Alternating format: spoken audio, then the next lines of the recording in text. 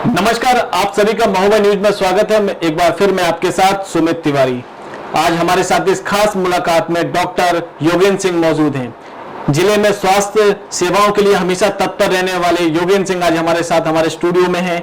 हम जानेंगे कैसे वो हमें सेवा प्रदान कर रहे हैं जिले के लिए। सबसे पहले योगेंद्र सिंह जी, आपका बहुत बहुत स्वागत है हमारे इस चैनल में। थैंक यू योगेंद्र जी, सबसे पहले हम आपसे जानना चाहते हैं, ये कोरोना वायरस है, ये फैलता कैसे है, इसके सिम्टम्स क्या हैं? हमारे दर्शक बहुत जानना चाहते हैं इस बारे में।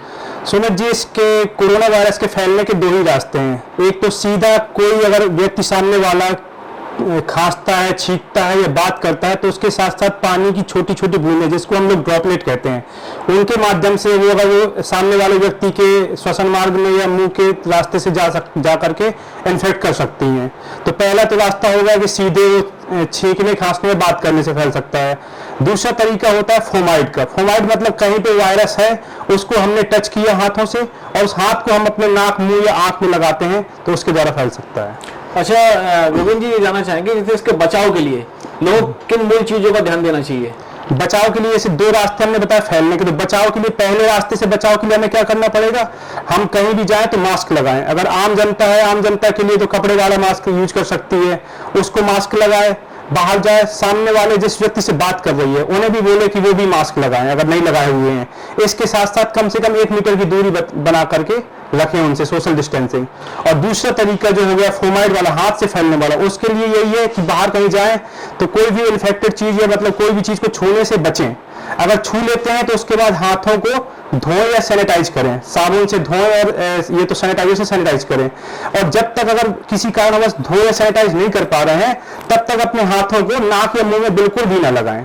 जी, जब मास्क की बात आपने कही है तो मास्क की बात करें, जरूरी है क्या N95 मास्क का ही यूज करें कि नॉर्मल मास्क या तौलिया गमछा भी ये काम करेगा इस पे? देखिए, N95 mask, triple layer mask तो केवल मेडिकल पर्सन के लिए एडवाइस किया जाता है। आम जनता के लिए तो कपड़े वाला मास्क ही यूज करना पर्याप्त है, बशर्ते कि वो कोशिश करें उसको 3 लेयर में बनवाने के लिए। कपड़े की 3 लेयर का मास्क बनवा लें और उसको है जो प्रॉपरली जो साबुन से धोना जरूरी है। अच्छा, जब हम बात कर ही रहे हैं तो इस चीज में थोड़ा सा जानकारी चाहिए कि लोगों तक पहुंचे कि सही तरीका सैनिटाइज करने का, जो सैनिटाइजर हम यूज कर रहे हैं वो और मास्क लगाने का सही तरीका क्या है, इसकी प्रोसेस जी सही क्या है? जी, मैं हाथों को धोने से शुरुआत करता हूं कि हाथों को धोने या सैनिटाइज करने का सही तरीका क्या है।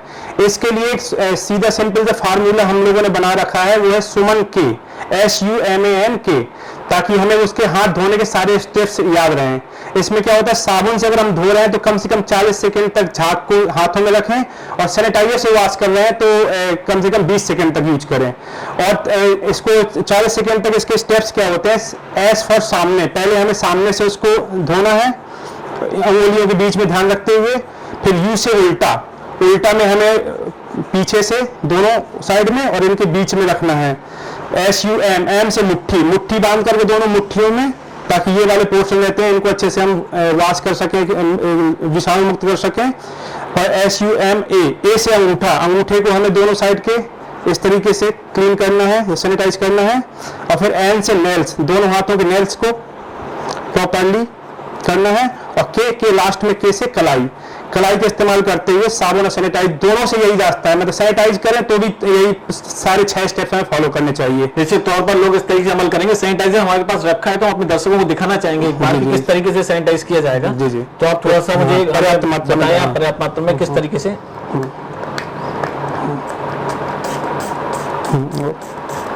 जी, इसे हमें 20 सेकंड तक कम से कम यूज करना है। तो पहले तो हमने किया सामने, इंक्लूडिंग बीच की फिंगर, और फिर किया हमने उल्टा, फिर हमने किया M से मुट्ठी, और फिर A से अंगूठा, और फिर N से नेल्स, और लास्ट में K से कलाई। आप सभी देख सकते हैं किस तरीके से सैनिटाइजेशन की प्रोसेस है। आप सभी लोग अपने घर पर रहकर जहां भी जाते हैं, बाहर व्यवसाय के लिए, किसी भी कार्य के लिए इस तरीके से सैनिटाइजेशन कर सकते हैं। डॉक्टर योगेंद्र हमारे साथ हैं, आगे भी चर्चा को हम आगे बढ़ाते हैं। तो डॉक्टर योगेंद्र जी, जब बात हम महोबा जिले ही कर रहे हैं क्योंकि आप यहाँ पे ही जिला चिकित्सालय में है यहाँ पर, तो जो कुछ दिन पहले 2 कोरोना केस पॉजिटिव आए हुए थे, हमारे 2 फाइटर्स थे जो हमारे जिला अस्पताल के, उनकी बहुत ही अच्छी खुशखबरी वाली बात है कि तीसरी रिपोर्ट भी निगेटिव आई है। तो अब आगे क्या प्रोसेस, उनको कितने दिन क्वारंटाइन रखा जाएगा वहां बाद में, कि उनको यहाँ लाया जाएगा कि अभी क्वारंटाइन करेंगे उनको? जो आज जो सूचना मिली है उनको दोनों को वहां से डिस्चार्ज कर दिया गया है।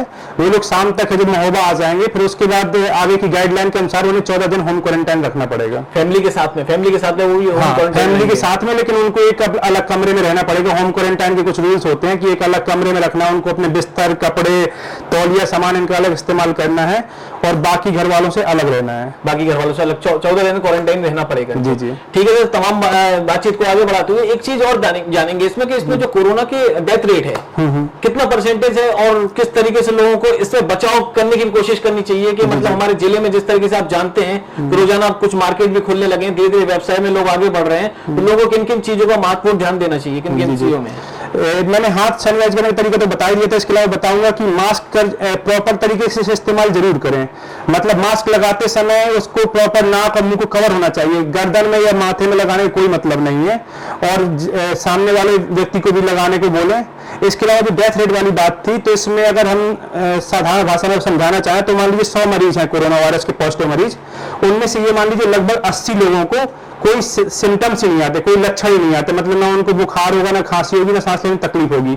बाकी बचे 20 में से जो 5 मरीज ऐसे होंगे जिनको ठीक ठाक सिम्टम्स होंगे, ये 15 मरीज ऐसे होंगे जिनको आपको हॉस्पिटलाइज करने की जरूरत पड़ेगी, मतलब सिम्टम्स ज्यादा होंगे।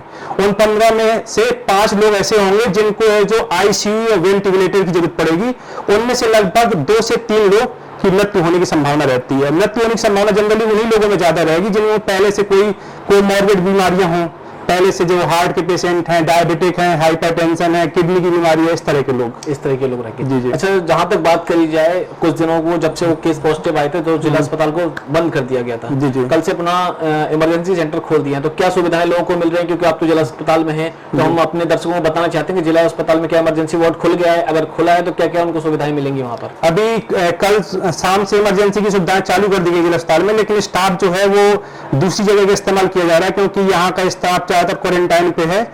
तो अभी तो ये है कि मेनली सीरियस जो इमरजेंसी, रियल इमरजेंसीज है, केवल उन्हीं को देखा जा रहा है, जैसे डिलीवरी है, एक्सीडेंटल है, पॉइजनिंग है, या कोई बहुत ही आकस्मिक अवस्था पड़ती है, तभी लोगों को आने के लिए सलाह दी जा रही है। बाकी सामान्य बीमारियों के लिए अभी अस्पताल ना आए। सामान्य बीमारी के लिए भी अस्पताल नहीं आते, पर डॉक्टर से जो व्हाट्सएप नंबर के लिए जारी किए हैं, सबसे फरमाइश ले सकते हैं। जी जी। ये सब बात तो हो गई हमारे कोरोना की। एक बात मैं पर्सनली आपसे ये पूछना चाहता हूँ, क्योंकि देखिए कोरोना फाइटर्स में जो डॉक्टर्स की टीम है बिना सोचे समझे सद्भाव से लोगों की सेवा करने में लगी है। जी। तो डॉक्टर योगेंद्र सिंह जब क्या घर से निकलते हैं तो क्या सुबह उनके चेहरे में एक कुछ डर रहता है जब घर से हॉस्पिटल की ओर जाते हैं? किस तरीके का एक मतलब आप जब सुबह उठते हैं और हॉस्पिटल के लिए जाते हैं तो कैसा महसूस करते हैं आप?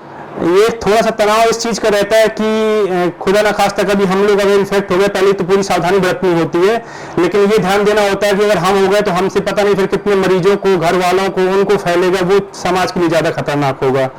तो इसी तरीके से महोबा जिले में जहां तक बात की जाए, डॉक्टर योगेंद्र सिंह और डॉक्टर बलसेर, दो नाम ही बहुत आते हैं। मेहनत सभी कर रहे हैं, काम सभी कर रहे हैं, पर आप लोग जो सेवा प्रदान कर रहे हैं लोगों के लिए, निश्चित तौर पर लोग आपका धन्यवाद करते हैं। महोबा न्यूज टीम आपको धन्यवाद करती है। और एक बार हम फिर आप सभी से कह देते हैं कि यही वो रियल हीरो हैं जो 24 घंटे हमारी सेवा में महोबा में तत्पर हैं। और लोगों से भी हम सब अपील करते हैं कि देखिए डॉक्टर्स तो अपना काम कर रहे हैं, पर आप लोगों की भी सावधानी बरतनी होगी। जब कोई काम होगा तभी घर से बाहर निकलें।